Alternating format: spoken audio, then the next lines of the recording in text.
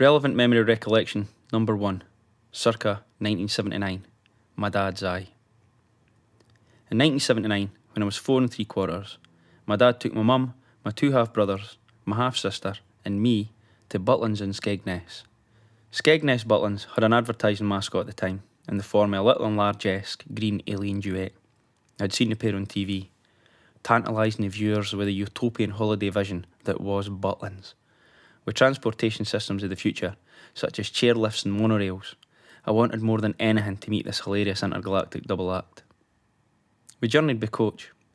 I recall it seemed like every adult on board was attempting to smoke for the entire journey. I imagine that the suggestion in late 70s working class Britain that one day smoking would be banned in pubs would have been received with the same cries of heresy that greeted such suggestions as "the world is not flat and man will one day fly." En route, the coach driver got lost. The heavy blanket of fag reek that filled the bus probably obscured his vision. This added 7 lung-blackening hours onto our already 10.5-hour journey, allowing us to arrive in Skegness Butlins at 2:30 AM when everything was closed. The holiday camp gates and reception were kept open for our arrival. We collected our bed linen from the reception and made our way to the chalet. All the while, I was adding to the exhausted, nerve-stretched, end-of-tether ambience by constantly crying. It transpired that I was a very late user of the rubber dummy, and it was decided it was time for me to kick the habit. My mum thought the distraction of a fun-filled family holiday would be just the ticket to make me forget about my overaged addiction to an infant's pacifier, and so it was left at home. It ultimately worked, but our first few days of Butlins fun were sullied by a 4 3/4-year-old going cold turkey for a suck on a dummy. Our holiday was accompanied by a heat wave and a green fly plague. My sister lied about her age and entered a beauty competition. My brothers constantly tried to avoid my company, and my parents drank, smoked, and took me to all the attractions Butlins had to offer. I remember walking through the legs of a huge gloss-painted lumberjack effigy, standing on his foot and having my photo taken. I recall eating chips, having sunburn, and paddling in a pool that had a crust of dead green fly floating on the surface. I was disappointed to discover that the monorail, as shown in the advertisements, wasn't part of the complex transportation system of tomorrow.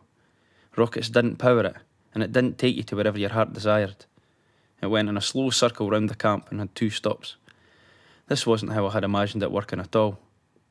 I can't recall exactly what I expected from the monorail, but I'm sure greater speed and at least one loop-the-loop were nestled in the expectation zones in my developing mind.